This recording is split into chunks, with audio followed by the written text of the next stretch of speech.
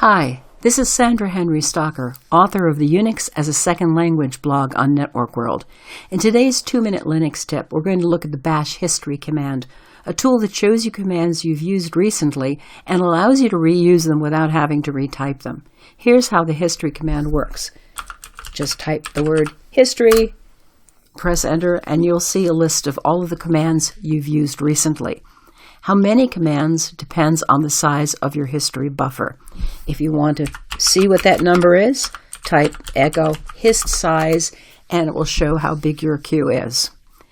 If you only want to look at the last few commands that you've typed, you can type history and pipe it to the tail command. And you'll get a list like that.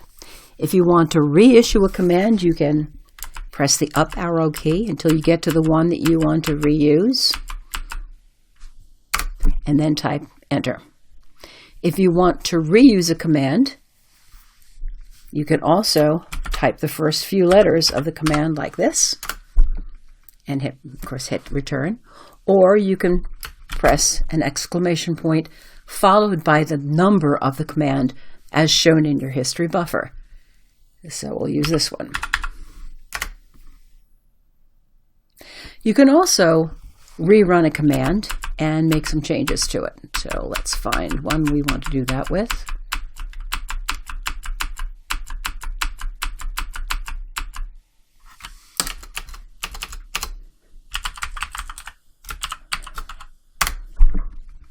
Well, that's your 2-minute Linux tip for today. If you like this video, please hit the like and share buttons. For more Linux tips, be sure to follow us on Facebook, YouTube, and networkworld.com.